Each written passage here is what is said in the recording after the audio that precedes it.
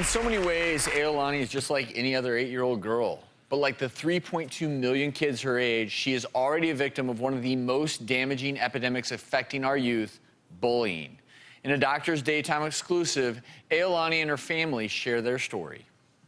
My name is Aiolani, and I'm 8 years old. From the time she was like maybe 4, she wanted long hair. She is a biracial child, so she had a little short fro. I wanted Grammy's hair. I was jealous of it. She kept saying, Grammy, I want hair like yours. So, of course, what do grandmothers do? They want to give their grandchildren their dream. I spoke with beauticians, cosmetologists, and they told me that we should be fine for her at her age as long as us as the adults took care of it properly. She said, I want pink in mine, Grammy, like yours. And she was so excited because she had her hair. And off to school she went. She came home and she told me that they kept saying, you're stupid, you got a wig, you're stupid, especially 2 little boys. Kids started pulling on it here in class and at lunch and on the school bus and in the hall and everywhere. So I called and the principal replied to me, well, you have to admit it's a drastic change. And I told her, I don't care if she comes to school with her hair spiked in green, yellow, purple, every color of the sun, as long as it's not dangerous to other children, that she be respected and it be left alone. The next day, Aiolani came home and said they had been pulling it all day again. My eyes started watering, and they said, are you crying? I said, no. I was on the phone first thing. She said, naturally, we can't just take Aiolani's word for it. I didn't even scream or cry or say anything because they called me a baby. When it's done day after day, it's bullying. It was scary because I thought they would do it again. The 3rd day into it, she came home and she said, I've got blood in my hair. And she said, I could feel the stitches pop. And the thread that they use is like upholstery thread. And for that to be popped, it had to be pulled really hard. After 2 weeks, I leaned over to give Aiolani a hug and I noticed a really bad smell. We started kind of lifting and looking, and that's when I took the extensions out. There was 2 big quarter-sized bald spots, and the hair that was braided was glued to her head with the pus and the drainage that had come from the sores. I unbraided, the braids fell out in my hand. The whole time I was taking it out and it was falling out and I was seeing it. I cried the whole time. Oh God, you know, this is horrible. And I said, I'm taking her to the emergency room. The ER doctor said that he'd never seen a case of hair pulling like that. It was the equivalent of 3rd-degree burn. That's all right, Mama's doing a fine job. I was like, is her hair gonna grow back in? And he said he couldn't promise that he would. She's 8 years old, she's gonna wear a wig the rest of her life. Oh God. Joining us now is Aiolani's mother and grandmother, Sarah and Doris. Thank you for being with us. I know this is very hard to talk about because you have a beautiful, beautiful daughter and granddaughter. Had she ever dealt with bullying before? Maybe a little in the past, but never to this extent. And she wanted hair like her grandmother. And then now that she got the weave and the kids pulled on it and it got infectious, now it almost looks like she might never have long hair like that. So do you feel kind of responsible for it in any way? I do. Because I just wanted to give my baby her dream. She just wanted long hair to comb and play with. And I felt like if I had never had the weave done, it wouldn't have happened. Yeah. And before we go on, I just kind of want people at home who don't know how a weave works to just kind of go through that a little bit. So usually with the hair on the scalp, it's braided, and it's braided into tight little rows. And then what happens is it's actually using thread. The hair is actually sewn in.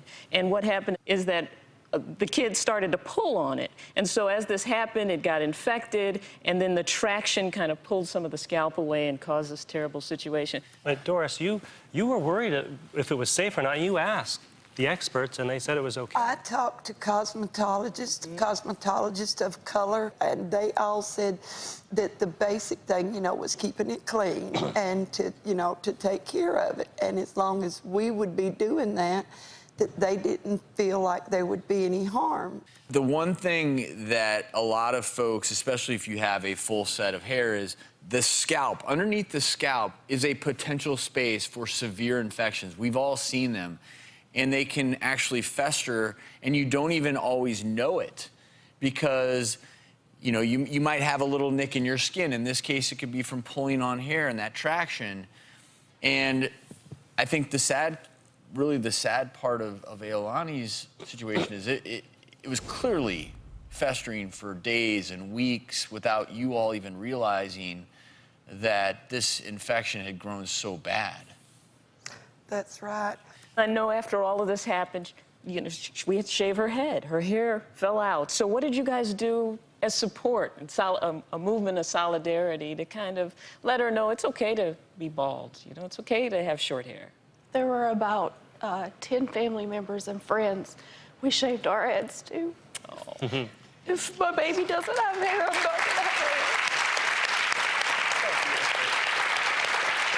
So beautiful. The aunt, the friends, everybody.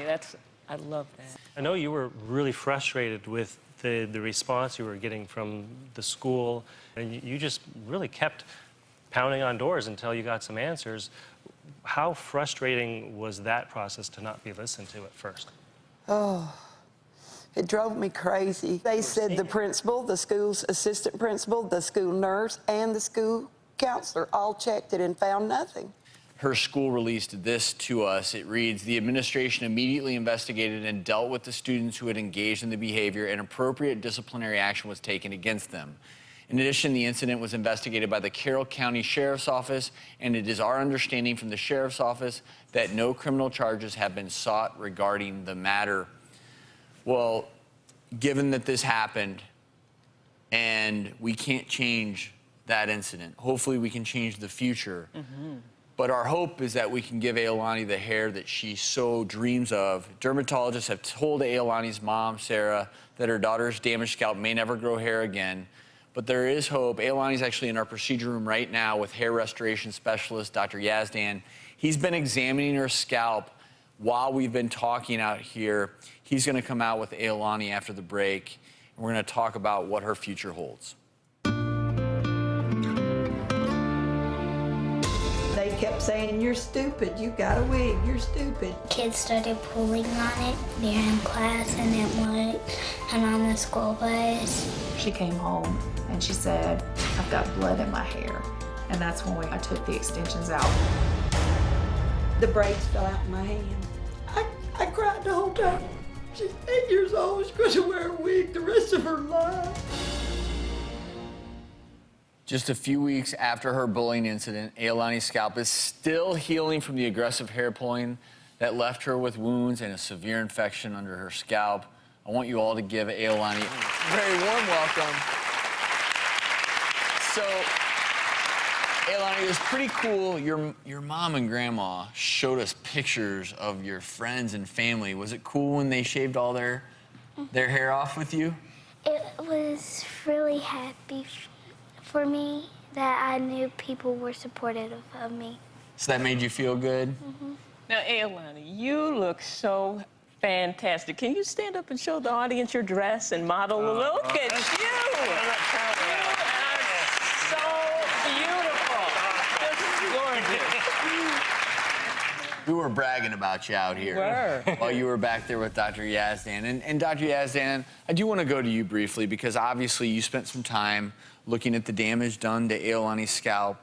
It seems from those pictures we looked at that a lot of damage was done. Where can she go from here in terms of the potential to grow her hair back? You know, the damage that I saw, it's pretty severe. This is one of the worst cases that I've seen. But what's nice is that she's still young, and of course children have a higher regenerative capacity than do adults.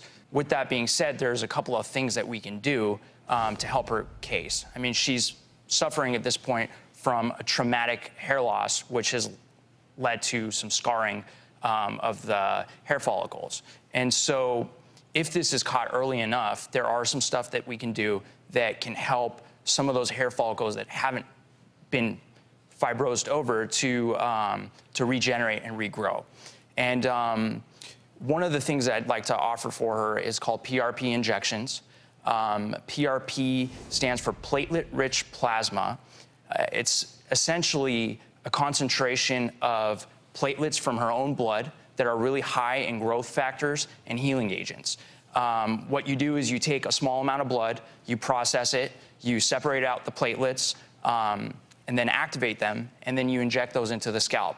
And what this will do is it will help decrease the inflammation. It's going to help increase the wound healing, and it's going to help regenerate some hair growth. And once we let her wound heal and we see how much hair growth there is, at that point we can further assess in terms of doing a hair restoration procedure for her. So basically there's hope. Absolutely. The bottom line is that there is hope, and we're going to do our best so that she does get some hair back and she won't have to wear a wig for the rest of her life. And Dr. Yazdan, what he's saying, Dr. Yazdan wasn't here today just to examine Aiolani. You're going to help her with this. Absolutely, absolutely. And you are such a special young lady that we have a few other special guests that wanted to come say hi to you. Pete, Penny, are you out there? Penny, Kayla, Denise. Look to your left. What do we see here? Oh my God. Happy feet, living in the flesh. So Kayla and Denise have Pete and Penny. Which one's Pete and which one's Penny? This one's Pete, that one's Penny. Oh my gosh, I've never been this close to a penguin. You want to go say hi? I'll bring him down here. Or you can go ahead and touch him right here. He's so soft. What does it feel like? It's soft. Feel his feathers. Oh, I always kind of wondered what they felt like. And Aiolani, aren't they beautiful? Yes, that's exactly right. They're beautiful, unique individuals, aren't they, baby? Yeah, look at it. Thank you for having them come out. Well, they wanted to come spend some time with you because they think that you are such a spectacular young lady. And our friends at SeaWorld also want to send you, okay, Aiolani, they're going to send you and your family to SeaWorld Orlando and Aquatica Orlando. You're going to go for 2 nights and 3 days. The whole family. You're going to be able to get up close to these cute penguins like Pete and Penny here at the Antarctica Empire of the Penguin attraction. You don't have to worry about any of the costs because they're going to fly you with airplane tickets included as well. Nice. Oh my goodness.